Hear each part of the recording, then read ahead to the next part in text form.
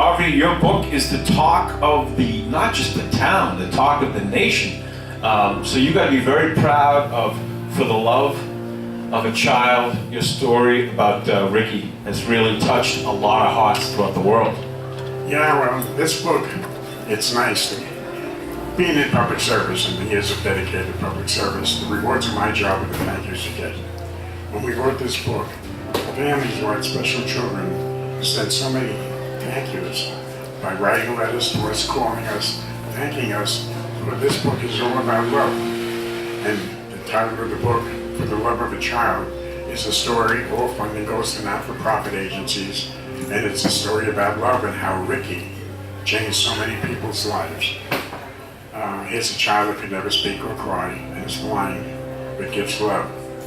And many people for many, many years, we just celebrating his birthday. He's 61 years old. And it's interesting because staff from so many years ago, and as a matter of fact, Vicki and I are in touch with people from all over the country, as far as Las Vegas, who took care of Ricky many years ago, are saying how much they enjoyed him. And the fact that he basically was like Ellen, his mom, who was just sweet, good, and giving love.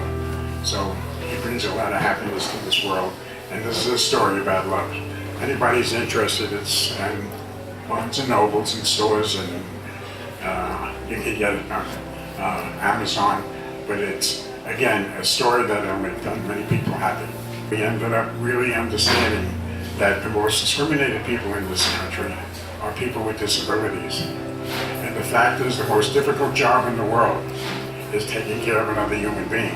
And many families are really finding out with aging parents and other people who are in facilities how difficult it is to take care of another person. And I want you also to know that in the state of New York, people flipping hamburgers make more money than the people who are taking care of our families. And unfortunately, they can't pay their bills. So we make government aware that they have an obligation and responsibility to provide an environment, health and safety, and to be able to have trained professional people taking care of our family members. It's really a very sad situation because the last year in the state of New York, 14% of direct caregivers in the state had to leave their jobs because they can't pay their bills. And as brought to view to the governor of the state of New York to make an awareness that if we lose these people, we have a critical situation of health and safety. So at least pay them a living wage. And the answer really is, nobody seems to care. What we did, I had a campaign all throughout the state of New York. Be fair to direct care, pay them a living wage. And the answer was, being a former assemblyman and a legislator up in Albany for 25 years, that I had the Senate and the Assembly put in a cost of living, a COLA, to help pay them. They're being paid $9, $10, $11 an hour. We videotape people all over the state. And they explained, I videoed the direct caregivers, and you saw the beauty of these people who are doing God's work. And it said truth that they had to leave because they can't afford to pay their bills. They work two jobs, double shifts. And the answer really is we have a serious potential problem. And we have to make people aware that more important than anything else in this world is the obligation that people are more important than everything else with the funding that goes into that budget. And you have to be able to pay people a living wage to maintain a healthy environment for those who need it the most. And I thank you for the opportunity to make you and the public aware. You talk to your legislators and make sure that we get support for the people that need it the most. God-given people who are taking care of our special children and families. Thank you. God bless. Vicki, tomorrow is an extremely special day. Your brother Ricky is celebrating his 61st birthday, and you're going to share with us a special card that you're sending to Ricky, and we would love for you to read that card that you are giving to your brother Ricky tomorrow. To the best brother in the world, happy 61st birthday, Ricky Doo. It seems like yesterday that we were just celebrating your 60th birthday. I can't believe how quickly the time has gone by. Spending time with you is one of the best days of my week. You bring so much love, joy, happiness, laughter, and unconditional love into my life that no matter what's going on in my life, I know that when I see you, all of that is forgotten, and just seeing you brightens up my day. When you hear my voice and you put your arms out, you throw your bottle on the floor, you put a smile on that adorable face, or just lay in my lap, I can't even begin to tell you how your love makes me feel. I know that Mom is always with us, with a smile from ear to ear, knowing how very much you're loved, not only by me and Daddy, but by anyone who knows you. I can't wait to celebrate you on your special day. Always know how very much I love you, Ricky, and have a fantastic birthday. With all my love, kisses, and big hugs, your loving sister, Vicky. Wow, that's so touching. And if my videographer Brandon can get a close-up, this is a picture of Harvey and his beloved wife, Ellen, and Ricky. That's a really touching picture. And later in the show, we're going to do our yearly annual event talking about lifeguard safety. And look at that strapping, handsome Harvey Weisenberg on the beach as a lifeguard. All right. We are lifeguards for life. That's right.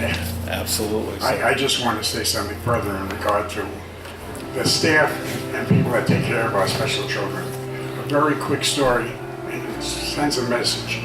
Dolores, who works in Ricky's house, we have 16 children there. And they have all special diets. She takes care of the food preparation for 16 kids for 3 meals a day. And they all, as I said, have special diets. She works unbelievably hard and difficult taking care of her kids. And she said to me, Harvey, I've been here for quite a few years, I have to leave. So I said, she said, I can't pay my bills. And so I said, what do you want to do? So she said, I'm going to try and get a job in the school. So I said, being a former teacher for 20 years in East Meadow, I know everybody in all the schools on Long Island use me as a reference. So she went out and she was offered a job to work in a school cafeteria. More money, better hours. Benefits that are very important as well. And she came back and I said, Dolores, what are you going to do? She says, I can't leave. I love these children and these children love me. And I said, these are the kind of people that I'm talking about that can't pay their bills and they're doing God's work. That's a message. And people said to me, how could Ricky live so long? 61 years old. And the staff and everybody said, he's living this long because of the love that you give him, that Vicky and I are there, that the love that he gets is his happy days. So I'm just sending a message to families who have loved ones, special children. Take the time to get to know your children, spend time with them, give them some love, because the love that you get back is going to be the greatest love experience you'll ever have. Wow, if that doesn't touch your heart, nothing ever will. And I want to close this segment with Harvey. You were with our mutual, very close friend, Cliff Scudden, yesterday at a wonderful event. And let's close the segment talking about what you did with the students yesterday, and again, with very special people. Yeah. Cliff gave me the title of the godfather of the surfing program that's on the beach. Well, over 20 years ago, I did start this program. And the student family and the people that are working, showing and taking people with disabilities and just taking them out and teaching them and giving them a life experience that families never thought would ever happen. But we have an organization I want to share with you that I was involved with last year. I made a donation to them from our non-for-profit agency, and they brought people down from California. The Challenged Athletes Foundation, people that lost limbs. They didn't have arms or legs, and they had, never really had an opportunity to participate, and yet had a desire to be able to perform. I met a lady there who said she lost a leg, and she said she wanted to do a biathlon. A biathlon is running and swimming. She said, I don't know how to swim. So she said, well, I don't want to take my leg off at the pool because people were staring at me. But she said, I did it anyway. And she did what she had to do, and she trained, and we went to the Hilton Hotel in New York City, and they played 800 people there, different videos of big people competing. And it was amazing to see this lady who ran and swam. And it was on a video, and I tell you, the tears just come out of your eyes, because you see the desire. And we have an agency, it's a not-for-profit, and it's all free. They take care of this. It's, again, an organization from California that takes care of this. It was an amazing show of the integrity and the desire of people to take care of over their adversity, to be able to participate. And she won and was awarded a reward. The reward is success in having to do a biathlon, run and swim, even though she had a prosthetic leg that was given to her by this agency, and it's all free. So we do have wonderful resources.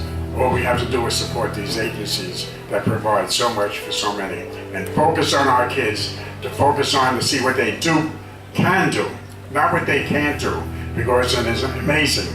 You'll see the quality of our children, and you come down to Long Beach, this is the surfing center of the world as far as we're concerned, and if they ever have Special Olympics, and they're going to have surfing in the Olympics, I want Special Olympics to be able to come and use Long Beach, an experienced resource that's here to show the world how good our surfing population really is.